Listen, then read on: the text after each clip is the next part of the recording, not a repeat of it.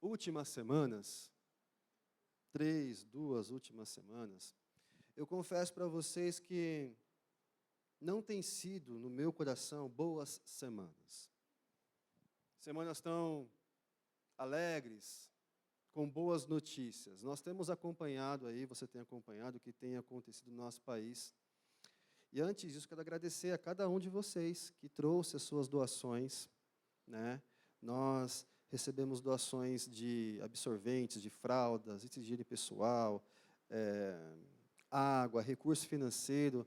Nós encaminhamos uma Kombi cheia, depois mais coisas. Muitas pessoas trouxeram hoje também. E na quarta-feira agora vai sair o caminhão para enviar lá para o Rio Grande do Sul. Nós temos visto, né, na televisão uma mobilização, né, de empenho, de engajamento. E isso é muito bom. Isso é muito bom. Mas temos que entender algumas coisas importantes, porque o que está acontecendo no nosso país, né, essa mudança climática mundial, né, acontece, tem um fenômeno que é o El Niño, né? O El Niño ele é um subaquecimento das águas do Pacífico, que com esse aquecimento sobe, vira nuvens, e aí tem chuvas e tempestades na linha do trópico, e toda a região do trópico, ali, um pouquinho para cima, um pouquinho para baixo, é afetada de alguma forma. Então, tem algum lugar que tem mais seca, outro mais chuva. Então, o que está acontecendo na nossa história, nesses últimos dias, é a piora das questões climáticas. Só que não é só aqui no nosso país. No mês de abril agora, e agora no comecinho do mês de maio, talvez a gente está só olhando para o que está acontecendo aqui. Mas lá na Alemanha, numa cidade chamada Björkner, gostou do alemão aqui? Björkner. Há mais de 40 anos não tinha uma chuva forte, uma inundação, toda a cidade foi tomada por chuva debaixo d'água. Em maio, dia 5 de maio, agora na Guatemala, um fenômeno que nunca foi visto, um vulcão entrando em erupção. Ele entrava em erupção e começava a ter trovões dentro do... Você já viu isso aí na televisão? Vocês viram algo surreal.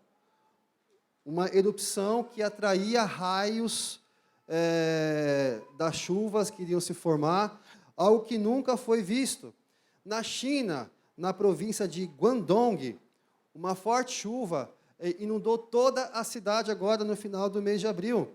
Alagamento em diversas cidades, mais de 110 mil pessoas deixaram as suas casas, e aí crocodilos começaram a invadir as ruas, porque começou a misturar tudo. Em Cape Town, em Cabo Verde, na África, uma tempestade forte de ventos como nunca foi visto na história. Na Nigéria, uma tempestade de areia agora no mês de abril, que nunca aconteceu. Arábia Saudita, quem já foi lá para Dubai, né? Quem já visitou Dubai, sabe que lá o lugar é quente. Quente. Teve uma chuva tão forte que nunca aconteceu, que inundou Dubai. Carros luxuosos boiando. E, ao mesmo tempo, no deserto da Arábia Saudita, algumas partes do deserto virou rio. E outra parte do mesmo deserto, com fortes chuvas, começou a chover granizo. Então, começou a ter gelo e inundação, algo que nunca aconteceu na história. Texas, tempestades de furacões como nunca foram vistos. No Kuwait, tempestades e inundações. Na Índia, chuva fortes e inundações, principalmente nesse último mês. Aí vem para o Brasil, onde nós estamos vivendo. Algo que nós nunca observamos e talvez não, eu creio que todos nós que estamos aqui, nós não temos a dimensão do que está acontecendo lá. O que a gente vê pela televisão é um flash, mas algo muito pior. Dizem algumas pessoas que quando as águas baixarem vai ser o maior cemitério em céu aberto, porque as águas em alguns cemitérios mexeu tanto com a terra que caixões saíram. Pessoas que estão desaparecidas, que não saíram das suas casas, morreram afogadas. 497 são os municípios do Rio Grande do Sul. 431 estão debaixo de água. 1,5 milhão de pessoas afetadas. 13 mil desabrigados. Sabe o que é o desabrigado? Porque tem uma diferença entre desabrigado e desalojado. Desalojado é quem saiu da sua casa por segurança e está na casa de amigos, de famílias ou até de tendas. Agora tem as pessoas que estão desabrigadas, que perderam tudo. Não tem mais casa. 13 mil pessoas. Em alguns lugares em Porto Alegre já estão vendo já peixes e jacarés. Existem bairros, como lá em Canoas, de 50 mil habitantes, que o bairro todo, sem exceção, o bairro todo está debaixo da água. Imagine o bairro onde você mora se ele fosse totalmente plano. Imagina aqui o bairro Assunção. É como se todo o bairro Assunção fosse plano e todo o bairro Assunção estivesse debaixo da água. E as autoridades perderam a mão, gente, porque algo que nunca aconteceu, não sabe como vai lidar com essa situação. Começa a ter as críticas, ao mesmo tempo eles não têm o que fazer ou o que pensar no que vai fazer lá na frente. Uma das questões que estão pensando é talvez algo muito parecido com o que aconteceu pós-guerra, que é um plano Marshall, que foi o quê? Na Europa, após a Segunda Guerra, algumas cidades foram reconstruídas em outros lugares. E o que vai acontecer no Rio Grande do Sul, muitas cidades e bairros não vão poder mais ficar lá, porque o solo mexeu. Não tem mais condição de ficar ali, vão ter que construir em outros lugares. O investimento para reconstruir tudo isso ainda é incalculável, tudo previsão. Previsão. Cientistas brasileiros, o ano passado, no começo do ano, num fórum de discussão lá no Rio Grande do Sul, falaram que, olha, cuidado, porque o El Niño está bem complicado, e nesse ano ainda, em 2023, vai ter problemas. As autoridades não tomaram providência nenhuma. Em setembro, você talvez não lembra, mas em setembro teve inundações lá no sul. Muitas inundações. E eles avisaram, olha, o ano que vem vai ser pior. Tomem tento. E aconteceu essa tragédia. O que está acontecendo no Brasil já está empurrando para o Uruguai. Cidades do Uruguai estão debaixo da água. Tem lá mais de 13 mil pessoas desabrigadas no Uruguai, que é divisa. Para piorar o negócio do nosso país, o Maranhão. Sabia que existe agora o SOS Maranhão? O Maranhão está debaixo de água. Lá no Maranhão, 30 cidades estão em estado de emergência. Lá, mais de 100 mil famílias, aliás, 1.000 famílias desabrigadas que perderam tudo, 3 mil famílias desalojadas, e tem um município lá que está em estado de calamidade, que é o de Santa Inês, está 100% debaixo da água. Quem não sabia disso, levanta a mão. Maranhão. E não tem a devida atenção, talvez pela sua situação geográfica menor, mas lá eles estão precisando tanto mais do que no sul. Maranhão. E para piorar, tem a questão do desgoverno, e aqui eu não vou jamais, a minha pessoa e dos demais pastores é ficar falando mal de governo A, B, C ou D, mas há um desgoverno de providências. O governo do Sul ficou sabendo dessas possíveis catástrofes um ano antes, não tomou providência, e começa as questões para poder promover a política. Um rapaz aí que algumas pessoas conhecem, e eu preciso dar nomes porque isso foi público, que é o Felipe Neto. Muitas pessoas aqui seguem ele, sim ou não? Aleluia, glória a Deus.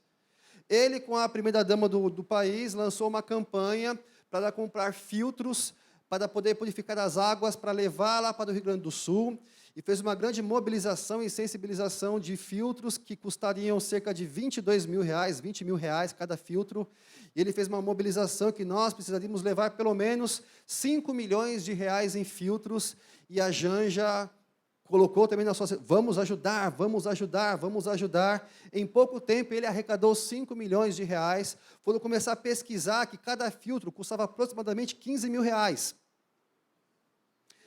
E o pior, que no ano passado, esse mesmo governo enviou essa mesma quantidade de filtros para a faixa de Gaza de graça.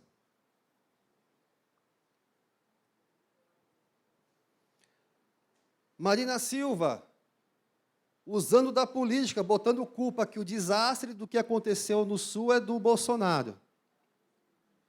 Eu não estou aqui defendendo nem A nem B, e jamais vou fazer isso aqui em público. Mas uma catástrofe dessa, é hora de colocar política?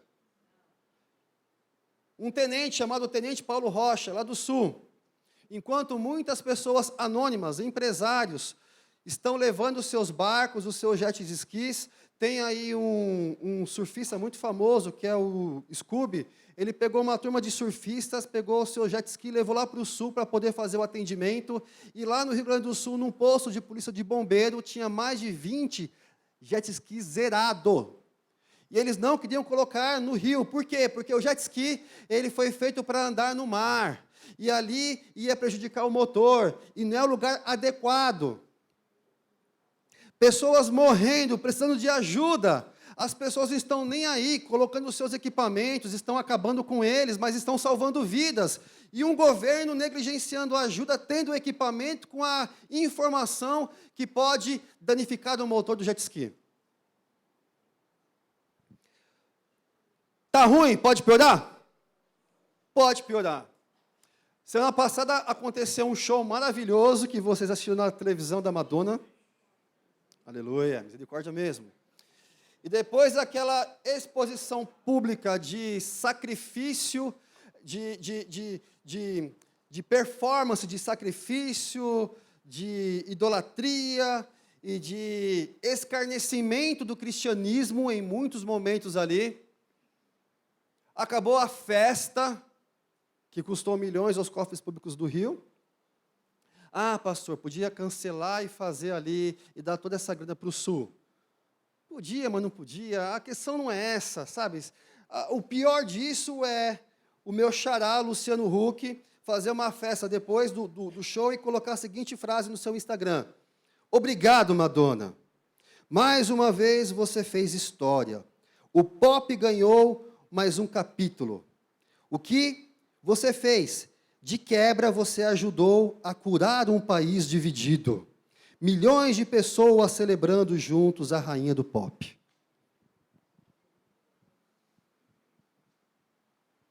Que mundo é esse? Eu não sei se algumas pessoas se recordam, mas o ano passado, em janeiro, eu fiz aqui uma série de mensagens com o título Sinais. Sinais dos tempos. E os sinais bíblicos, eles apontam a vinda de Jesus, a vinda do Messias. Há uma palavra que eu talvez nunca pensei tanto nesses últimos dias, que uma palavra em aramaico, que significa Maranata. Ora, vem, Senhor Jesus, esperamos o seu retorno. E, meus queridos, quantas e quantas vezes eu ali com a minha esposa, orando pela situação, cada desastre que a gente via ali aqui no sul do nosso país, porque agora está doendo, porque é no nosso terreno, sim ou não? Porque se fosse talvez lá na Índia, como está acontecendo, lá na China, na Alemanha, acontece. Mas está doendo porque agora é o nosso país, é a nossa casa. E nunca eu falei tanto, Maranata, vem Jesus, retorna logo, volta, Pai, porque é tanto sofrimento, é tanto descaso. E aí o Senhor me fez lembrar desse texto. Quero que você abra a sua Bíblia lá em Mateus capítulo 25. Mateus capítulo 25.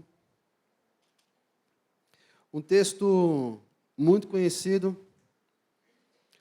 A parábola das 10 virgens. No livro de Mateus, capítulo 24, um capítulo antes, Jesus ele faz um sermão para os discípulos, anunciando os sinais da sua vinda. Então, ele começa a falar dos sinais e depois ele vai exemplificar como que nós, cristãos, devemos nos portar diante desses sinais. Os sinais em Mateus 24, depois você lê na sua casa, alguns sinais da volta do Senhor Jesus, que é o princípio das dores. Se o princípio das dores já está assim, imagine as dores. Princípio das dores, dias atribulados, perseguição aos cristãos. Se você não está ligado no que está acontecendo, acesse o Instagram, tem o DIP, que é o Dia Internacional da Igreja Cristã Perseguida, que é do Ministério, me ajuda aqui alguém? Portas Abertas, Ministério Portas Abertas. Eles colocam semanalmente relatos de cristãos que estão sendo mortos e perseguidos em países diversos, que a mídia não vai falar. No Egito, agora mesmo, o pastor Eduardo publicou igrejas cristãs ortodoxas sendo queimadas por terroristas. Então, está terrível. Então, perseguição aos cristãos. Guerras. A última aí dura 2 anos, Ucrânia, e as guerras atuais, e tem tantas outras. Fomes. Pessoas traindo umas às outras. O amor de muitos ia se esfriar. Aumento de ódio. Falsos profetas. Catástrofes na natureza, terremotos e tantas outras coisas. Então, são sinais, e tudo que está acontecendo hoje, que nós sabemos que se enquadra aqui em Mateus 24, é o princípio das dores. E aí, no Mateus 25, Jesus ele vai trazer alguns exemplos, parábolas, para que possamos nos posicionar e entender como que nós devemos viver diante ao caos. Porque eu acho que as maiores perguntas nesses últimos dias é, aonde está Deus nessa situação toda? Por que Deus permite tudo isso? Primeiro, são sinais. Deus permite e Ele sabe todas as coisas. Agora, Mateus capítulo 25 diz o seguinte no versículo 1. O reino dos céus será, pois, semelhante às 10 virgens que pegaram as suas candeias e saíram para encontrar com o noivo. 5 delas eram insensatas e 5 eram prudentes. As insensatas pegaram as suas candeias, mas não levaram óleo. As prudentes, porém, levaram óleo em vasilhas, junto com as suas candeias. O noivo demorou a chegar, e todas ficaram com sono e adormeceram. À meia-noite, ouviu-se um grito: o noivo se aproxima, saiam para encontrá-lo. Então todas as virgens acordaram e prepararam as suas candeias. As insensatas disseram às prudentes: dê-nos um pouco do seu óleo, pois as nossas candeias estão se apagando.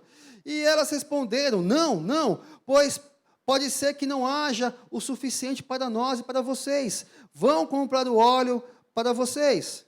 E saindo elas para comprar o óleo, chegou o noivo. As virgens que estavam preparadas entraram com ele para o banquete nupcial. E a porta foi? Mais tarde vieram também as outras e disseram: Senhor, abra a porta para nós. Mas ele respondeu: a verdade é que eu não as conheço. Portanto, vigiem, porque vocês não sabem nem o dia e nem a hora.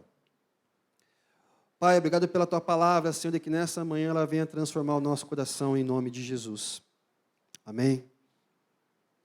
Um exemplo da noiva que se prepara para o noivo. A Bíblia trata a pessoa de Jesus sendo representado pelo noivo, aquele que vai encontrar com a sua noiva, a igreja. E nesse exemplo, nessa parábola, existem 5 que estavam meio assim, despreparadas, não estavam atentas, até sabiam que o noivo viria, até sabia dos sinais da volta do noivo, mas elas ficaram descansando, não foram preparados o óleo da sua candeia, da sua lamparina. E esse óleo representa várias coisas, uma delas é prudência.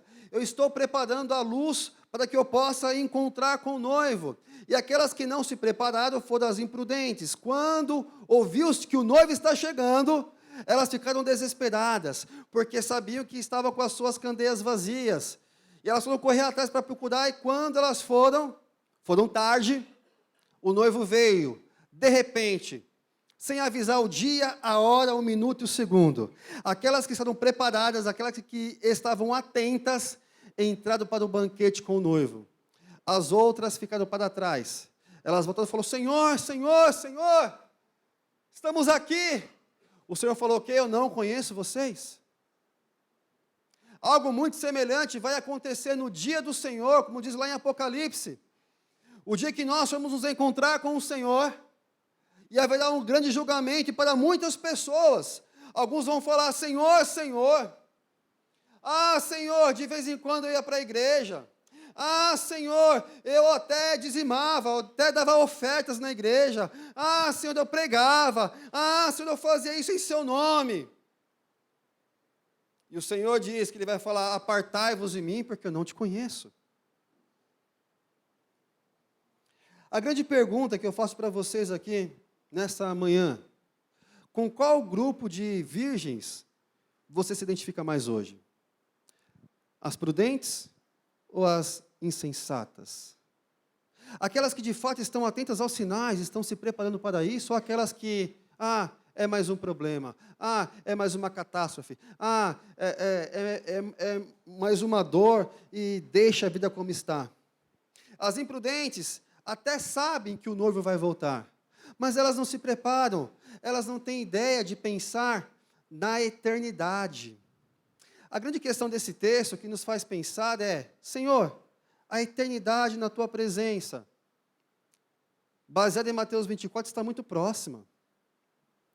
Irmãos, eu não sei vocês, mas o meu desejo cada vez mais é que o Senhor Jesus volte e leve a sua igreja para que nós possamos deixar de viver esses tempos maus, esses tempos ruins que vai piorar ainda mais. As insensatas, aliás, as imprudentes, insensatas, só viviam para as coisas terrenas, talvez viviam até na sua religiosidade, mas elas não tinham um propósito real com Deus.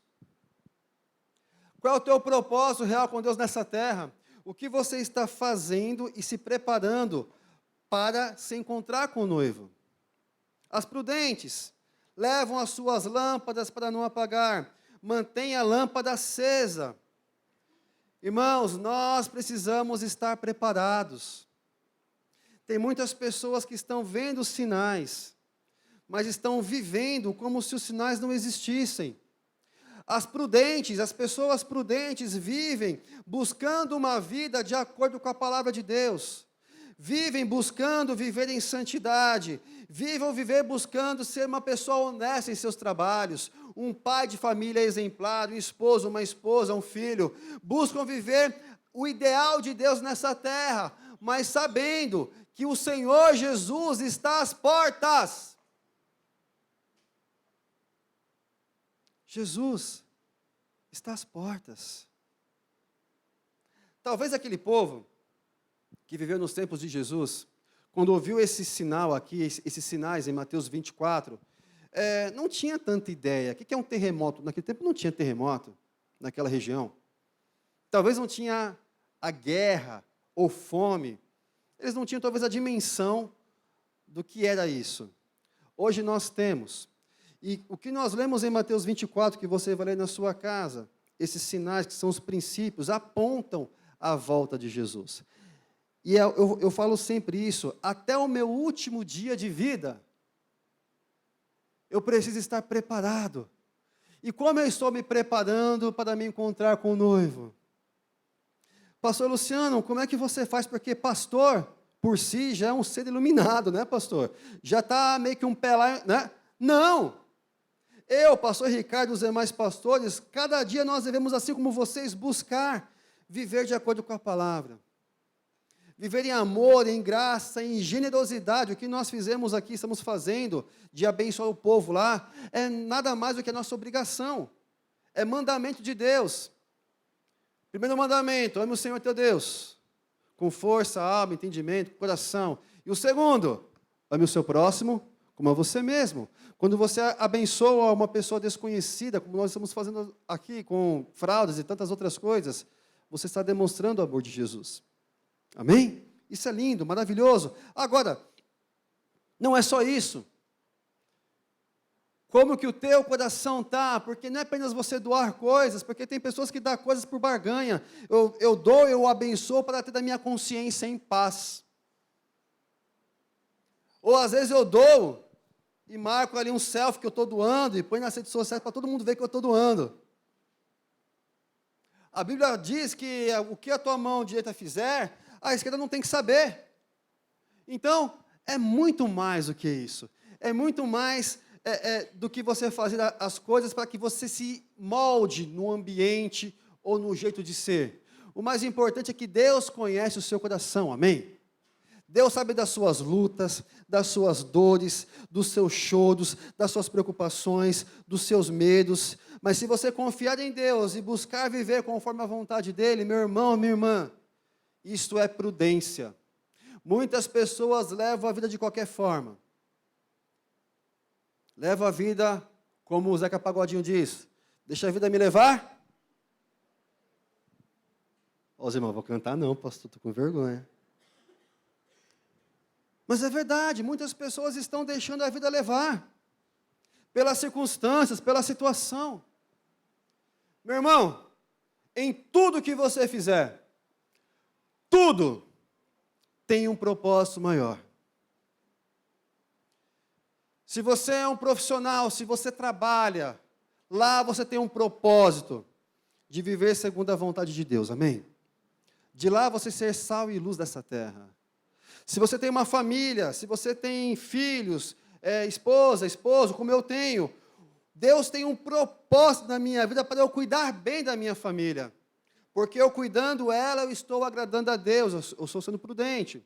Deus tem um propósito na minha comunidade local, servindo as pessoas, porque o evangelho não é mais sobre eu, é sobre as outras pessoas, é o meu próximo. Porque o meu próximo, que não conhece esse amor de Jesus, talvez ele não está preparado para a vinda do Senhor. Quantas pessoas você conhece hoje que não estão preparadas, que talvez se assemelhem às imprudentes?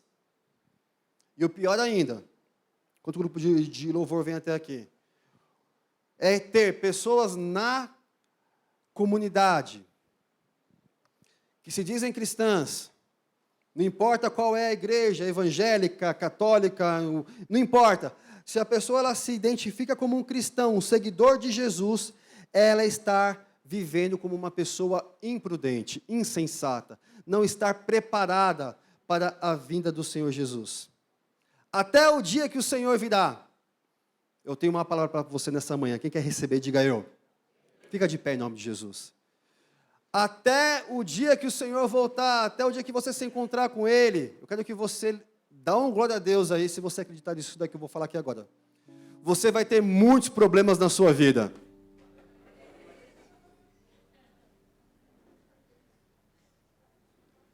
Problemas e lutas são da vida, você vai ter até o seu último dia, amém?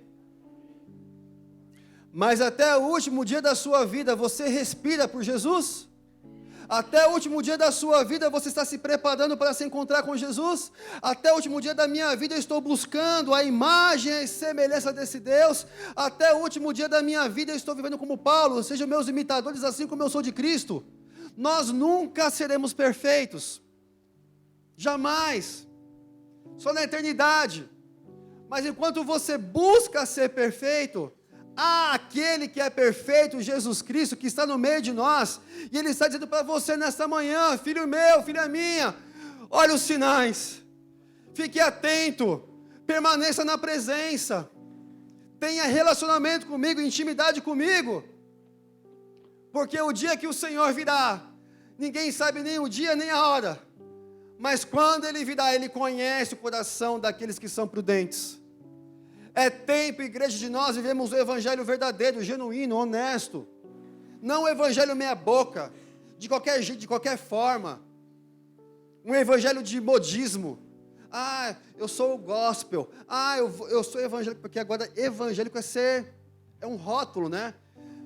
É muito mais do que isso, meu irmão. É você dizer, eu sou filho. Eu amo a Deus, eu espero a Deus. Ele é a minha salvação, é aquele que eu encontro descanso, seguro. E até o dia da sua vinda eu vou permanecer atento, preparado. A palavra de Deus para você nessa manhã, meu irmão, é: se prepare. Viva a sua vida se preparando para o encontro com o noivo. Sabe por quê? Pode ser hoje. Você vai poder se encontrar com o Senhor Jesus de duas formas. Ou se Deus permitir que você morra hoje. Quem quer morrer hoje, diga eu. Aleluia. Não quero não. Mas se você morrer hoje, você vai se encontrar com o Senhor. Agora, se o Senhor voltar, como a palavra diz, no piscar de olhos, o arrebatamento da igreja, se for hoje, a tristeza que talvez muitos de nós corremos o risco de ficar.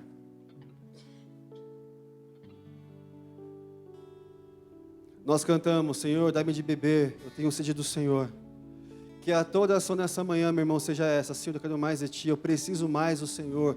Sacia a minha sede e que eu possa viver sempre nesse refrigério, na intimidade com o Senhor.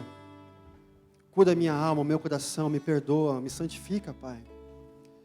Fecha seus olhos agora se você puder, fecha seus olhos e fala para Deus: Deus, me perdoa, porque talvez eu estou vivendo uma vida relaxada, uma vida descompromissada, uma vida totalmente distante do Senhor, e é tempo de você se acertar com Deus agora e falar: Deus, quero me aproximar de Ti de novo, Pai, quero me fortalecer contigo, eu quero Te conhecer mais e mais, e estar preparado, porque até o último dia da minha vida eu quero Te servir em amor. Fale com Jesus, fale com Jesus.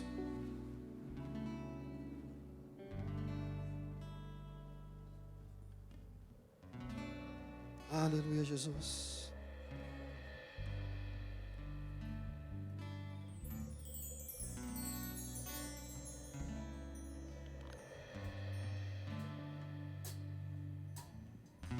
Junto ao poço estava eu, quando um homem judeu viu a sede que havia em mim.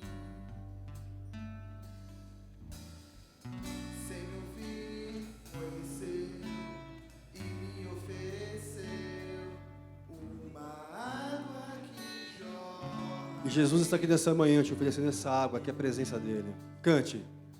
Dai-me de Beber, pois tenho sede, não quero mais buscar em outras fontes.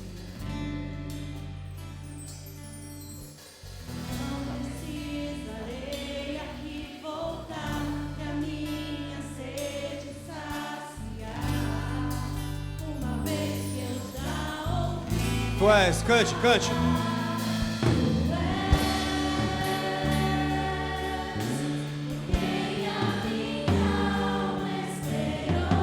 És a fonte de água viva.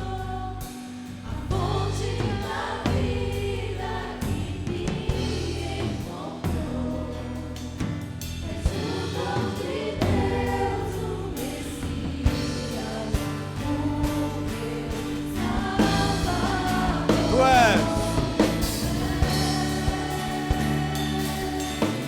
Quem a minha alma esperou. A fonte da vida que me encontrou. Ele é. Erga suas mãos aos céus. Diga: quero beber dos teus rios, Senhor. Vai. Quero beber. Sacia, Pai. Lava o nosso interior, Pai. Eu quero fluir em tuas águas. Eu quero beber.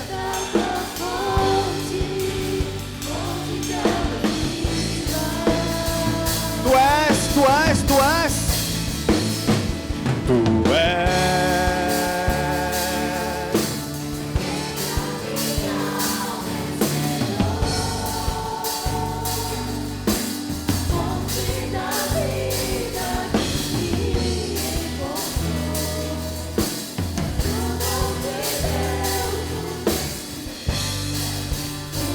As vozes da igreja.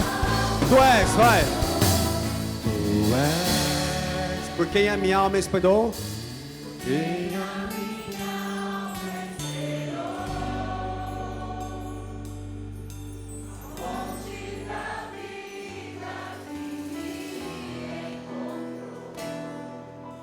és o dom de Deus, o Messias. Você pode declarar isso mais uma vez? Tu és.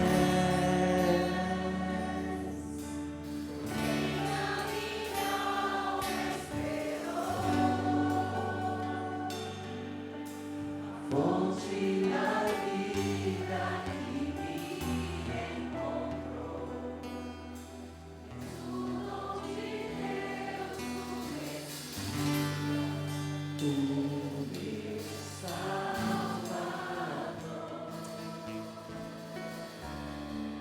Senhor, nós estamos neste final de culto mais certos que a tua volta está mais perto. Obrigado, Senhor, porque de muitas maneiras o Senhor nos abre a visão. O Senhor nos ilumina a mente. O Senhor quebranta os nossos corações. Nesta manhã, de maneira especial, nós queremos orar. Queremos interceder por aqueles que precisam da tua ajuda e do teu socorro, como aqui foi bem dito. Mas também queremos pedir por cada um de nós que estamos aqui, Senhor, que o Senhor faça resplandecer ainda mais a sua luz sobre cada um que está aqui, para que possamos entender o nosso papel nesta sociedade, que nós possamos viver a tua palavra, que é sermos sal e luz neste lugar, que possamos viver um cristianismo verdadeiro, que possamos estender a mão àquele que precisa, Senhor. Deus, afasta de nós todo egoísmo, afasta de nós, Senhor, toda maledicência, tudo aquilo que nos impede, Senhor.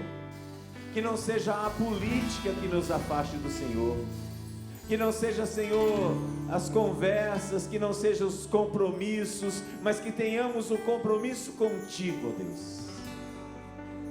Que sejamos uma comunidade viva para esta sociedade que está aqui em São Bernardo. Que possamos ser aqueles que refletem a tua luz neste lugar. Senhor, agora em especial quero orar por nosso bairro aqui de Vila Assunção.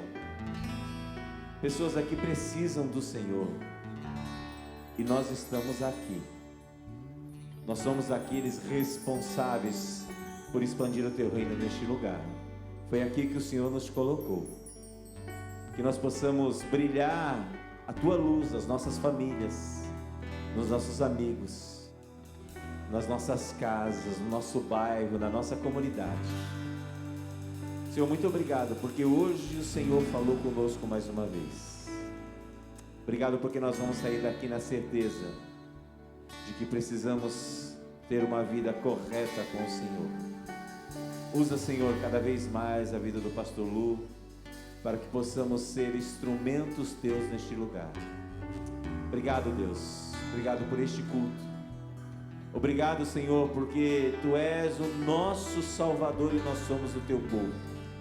Não há outro que o Senhor escolheu, não há outro que o Senhor separou, mas nós somos o Teu povo. Neste lugar, nós somos o Teu povo. Como o Senhor tem outros nesta face da terra, mas aqui nós somos nós, o Teu povo aqui em Vila Euro. Usa, Senhor, a cada um de nós, usa as nossas vidas, porque nós precisamos do Senhor. Tu és o nosso Messias, Tu és o nosso Salvador, Tu és aquele que jorra água e água viva. Tu és.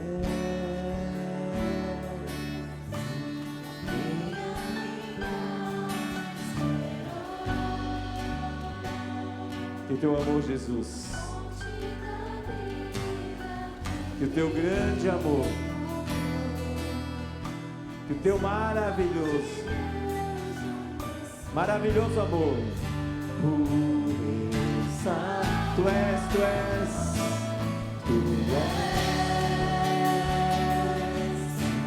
Quem a minha alma esperou. aleluia. A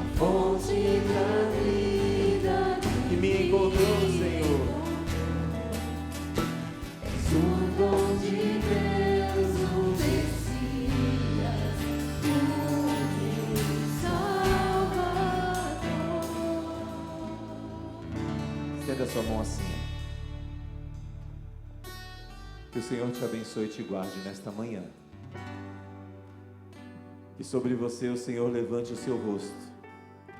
Que sobre você o Senhor levante o seu rosto. Sobre a sua casa o Senhor levante o seu rosto. Que sobre a sua família o Senhor derrame a paz, saúde, prosperidade. Que sobre a sua casa e sobre você sejam estendidas todas sortes de bênção. Em nome do Pai, do Deus Filho e do Deus Espírito Santo. E o teu povo diz: que você tenha um dia das mães abençoado. Que você tenha um domingo cheio da graça de Deus. Que sobre você o Senhor te dê um domingo cheio das bênçãos em nome de Jesus. Shalom, Adonai, que Deus te abençoe.